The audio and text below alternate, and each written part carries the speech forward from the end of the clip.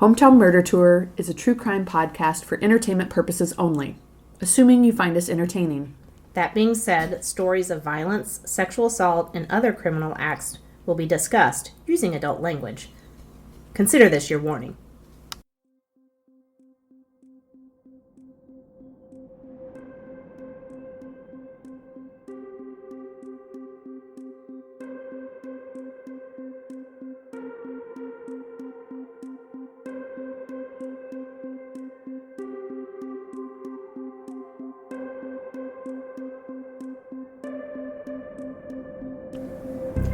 WTAF with HMT.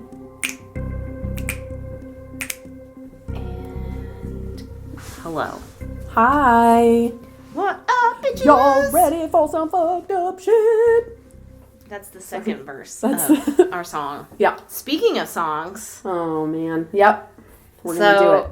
Amy wrote a song. I wrote a song. She wrote a song. And it's not about WTAF. I gotta say, by write a song, I mean I was texting a friend and texted song lyrics to her.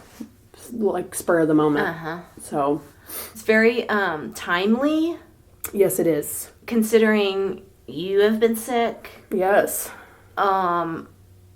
Many people around the world are very sick. Yes, with the coronavirus. And so that takes place. Now, we've mentioned before we work in the education field. Yes.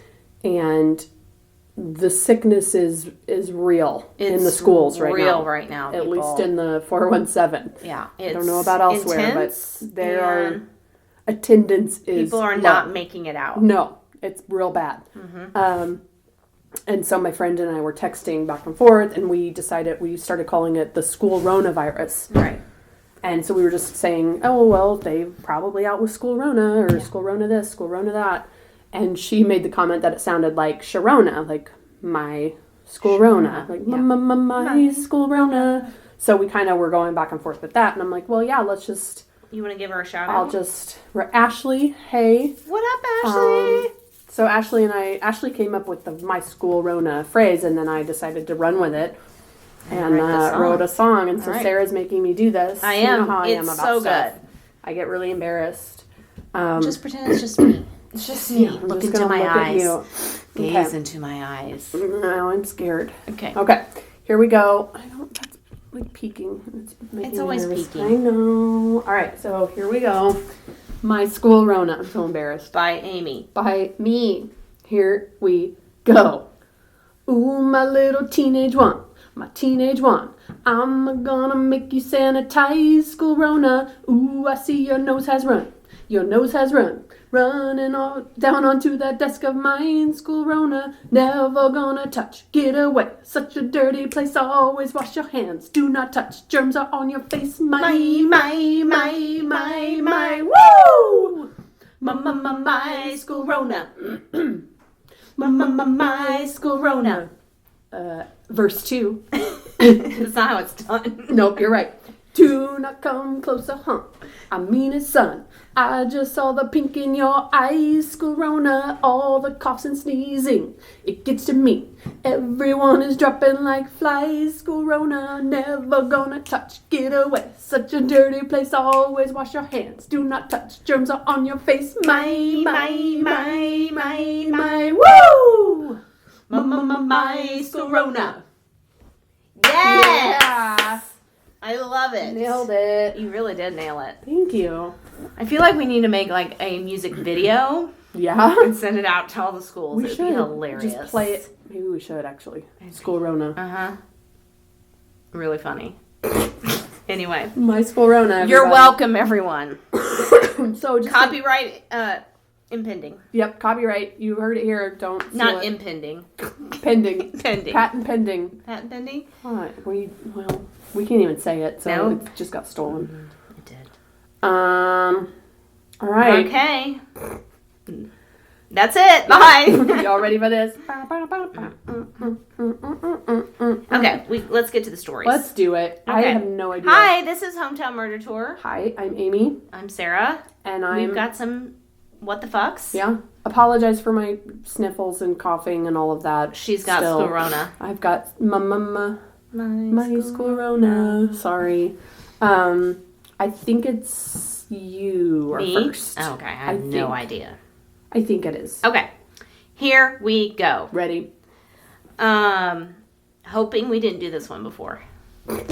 Because can't remember. And I won't remember, so it'll be brand new for us. Perfect. Got this from NPR. And I won't read the title, I guess. So here we go. 6-year-old Florence Whitcomb was writing notes on Christmas cards to her school friends in South London when she discovered that one card had already been written on. Mm-hmm. Quote, "We are foreign prisoners in Shanghai Qingpu Prison, China," it said in English, written in all capital letters. What? "Forced to work against our will. Oh. Please help us and notify Human Rights Organization." Oh my god, so just in her pack of cards. Uh-huh. What? Yeah, it instructed the person who found the message to contact Mr. Peter Humphrey, a former British journalist who was working as a corporate fraud investigator in China. Oh my god. When he was detained in the Shanghai prison for 23 months. A box of holiday cards had been purchased at British grocery giant Tesco, which donates money from sales of the cards to charities. Holy shit. Yeah, like here's the little girl with the card. Oh my god. Uh-huh. Florence's father reached out to Humphrey, who then wrote about the message and living conditions at the prison in the Sunday Times. The inmates, quote, resorted to the Qingpu equivalent of a message in a bottle, scribbled on a Tesco Christmas card, Humphrey wrote. God. I have since contacted several members of an informal network of ex-prisoners we jokingly refer to as the Qingpu Prison Alumni Association. Some of them confirm that inmates in the foreign prison unit are being forced into mundane manual assembly or packaging tasks. Holy shit. Yep. And this was you just in December imagine of this year. Writing Christmas cards. Yeah. And on a Christmas Little card. 6-year-old. Let me just get the next one out of the stack. Yeah. Wait, this one. Who wrote on this one? What's prison? So she was 6. 6. So what is that? So she probably, I mean, maybe she can read like a champ, but I'm wondering if she's like, Mommy, Well, I mean, it's kind of... here, what's going on? I'm pretty sure she didn't know what Shanghai... Right. But can you Qingpu. imagine, like, as the parent, just walking in there, what, honey? What? Here, look at this card. What? Huh? Please help. I'm glad they took it seriously. Agreed. Because you could have been like... Who What? fucking knows? Yeah, this Throw it is away. stupid. Oh my god. I know. What the fuck? Exactly. Wow. Good So, job. Thanks. That is crazy. It is crazy. But So also, it's like under investigation right now? Yeah. They're looking into I it? assume... They were probably like, what are you going to do? Oh, wait. I didn't read the whole thing. Wait, there's more. There's more. The news that forced prison labor may have been used to package the cards spurred Tesco to halt production of them. Oh. We arbor the use of prison labor and would never allow it in our supply chain, they said. We are shocked by these allegations and immediately suspended the factory where these cards are produced and launched an investigation. We have also withdrawn these cards from sale whilst we investigate. Whilst. Well, It is from London. Yep.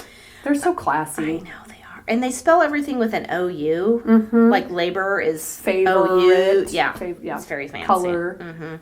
So fancy. Over there. Across the pond. Across the pond, as they say. Tesco said this supplier had been audited just last month and that no evidence was found to suggest it was using prison labor. I called bullshit, but whatevs. In an interview with BBC, Humphrey said he believes the note was written as a collective message and he thinks he knows who penned the letter. Quote, but I will never disclose that name. Somebody got in a lot of trouble. He described bleak conditions in the foreigners' cell block of the Shanghai prison. There are 12 prisoners per cell, and they sleep in very rusty iron bunk beds with a mattress which is not more than about 1 centimeter thick. Centimeter? I was just thinking That's that. Wait, fabric. that's a blanket. Yeah. Yeah. If that. 1 A sheet. centimeter? That's what it says, so I don't know. In the winter, it is extremely cold. There's no heating in the building. And in the summer, it's extremely hot because there's no air conditioning. He noted that there has apparently been a major change since he was released from the prison in June 2015. When I was there, manufacturing labor work was voluntary. Prisoners could do that as a way to earn pennies that they need to buy daily necessities like soap, toothpaste, and biscuits. What has happened in the last year or so is that work has become compulsory. The Chinese card production company... The Chinese card production company rejected the allegations. Of course they did. Of course. And now they have coronavirus. Sorry. Too soon? We only became aware of this when some foreign media contacted us. We have never done such a thing. Oh, of course not. Why did they include our company's name? Do they have any evidence that we have been working with any prison? What are you talking about? Me? I don't know. I can responsibly say, according to relevant organs, maybe it's supposed to be organizations. I don't think they're talking to organs. Shanghai's prison does not have the issue of foreign prisoners being forced to work. Gasp, I would never do such a thing. The spokesman dismissed the affair as a farce created by Humphrey. Humphrey told Reuters that for him to have concocted the note was impossible. I never had any possible way to fabricate anything at all in this incident and the story. This message from Chinese prisoners in China came in a Christmas card purchased by a family who I've never met, never known until that moment. Shit. As BBC notes, the operative word in China's denial is forced. China's foreign ministry is likely making that denial in light of Article 69 of the country's prison law, which stipulates that criminals with working capacity must participate in labor. Making Christmas cards, even ones destined to raise money for UK charities, is almost certainly the least worst outcome I was going to say. in China's penal system. I said penal. Penal. A similar SOS note was found in 2014 sent by a worker from a Chinese prison sweatshop. Shit. But it was probably in a pocket or something, I'm guessing, because if it was... Shit. I know. So pay attention to your... Christmas cards? Christmas cards, I guess. And your labels. And labels. Because probably all my clothes are from China. Yeah. Buy American. Right. We don't have any American clothes here anymore. True. We don't. Even the USA hats are from China. It's true. Yep. Yep, look it up. All right. So, damn. Yep.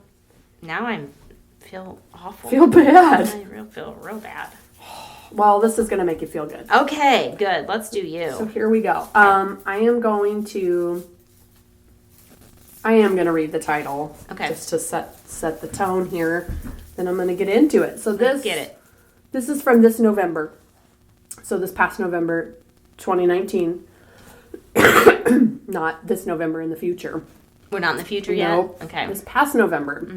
It says, a woman jogged through a swarm of flies. A month later, she pulled a parasitic worm from her eye. No! Yep, here we go. I don't. Nope, I'm not into this. Listen to it. Listen. Why do you make me? It says the woman had just rounded a corner while running along a steep trail in coastal California in February of 2018 when she charged face first into an unpleasant surprise, a swarm of flies. The pesky bugs quickly engulfed her, forcing her to swat them away from her face and even spit some out of her mouth. But little did she know, things were about to get much worse. Which, not flies, but you've ridden your bike or walked in the backyard or whatever, and there's like gnats everywhere. And they're just all of a sudden in all of your face holes. Yeah. Yeah. So she just like ran. But flies. Smack face stab into flies. Says a month later, her right eye started to bother her. She rinsed it with water, and out came the source of the irritation. Only it wasn't an errant eyelash or a wayward dust particle. Oh, very fancy writing. Pulitzer. Yep. It was a live worm, roughly half an inch long. No. Transparent and wriggling. No. Wriggling. And it was not alone.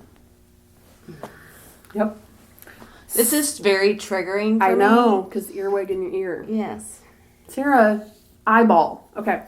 Soon after the first worm revealed itself, the 68-year-old, which, bravo, running. Good for you. 68. But also never run again because flies lay worms I'm not going in your outside. eyes. Yep. After the first worm revealed itself, the 68-year-old plucked another of the squirming critters from her eye, where it had been living in the space between her lower eyelid and eyeball. down. How do you not feel I that? I think she started to. After, like, it took some time for it month. to, like, grow. Okay, hold on, there's more. Oh, God. In a rare occurrence, of which there's only one other documented case, experts say a Nebraska woman was infected by a parasitic eye worm known as Thalasia golosa. Of course. A species normally found in cattle, according to a recent paper. Blah, blah, blah. The parasites often spread among cows, their preferred hosts, through certain types of face flies that eat eye secretions, such as tears. The flying insects carry the worm's young, and when they're feeding, they expel the larva onto the surface of the new host's eye. So just FYI. Your face right now, I know. I can't. The flies the woman ran through were likely larva carriers, and at least one managed to come in contact with her eyes long enough to leave the parasites behind. The trail she was running on is located near Carmel Valley, California, an area southeast of Monterey known for cattle ranching. Don't go outside if you're over there. And there's cows here in Missouri, so people who live in Missouri... Close your eyes. Close your eyes all the time if you're outside. Get those things, they put on horses. Yep. Those, like, net blinder things. Yes, yeah. Get those. Normally, people would shoo flies near their eyes away before they could do this, but in this case, the patient had run into so many flies at once that she could not shoo them all away before one expelled larva into her eye. Like, that's a shitload of flies. You can't even... She's just, like, they're in her mouth, they're all over her face. One was on her eye. They had a vendetta. Yeah. They were waiting for her. They're like, hey, next person that comes around the corner. Let's get them. Get them. Get them now. It says, once the woman, who was not named, discovered the two worms in March of 2018, she went to an ophthalmologist, where she was staying in California at the time. Said the doctor extracted a third worm, which was preserved for analysis. Please, God, no more. Wait. No. Still, her eye irritation persisted. Just take her eyeballs out. Nevertheless. She persisted. She persisted. So when the woman returned to Nebraska, she consulted another doctor. No worms made an appearance during that visit. But the woman was informed that both her eyes were inflamed. It didn't take long. This just keeps going. It didn't take long for the woman to find and pull out what would be the fourth and final worm herself. God. Her symptoms finally cleared up about 2 weeks later.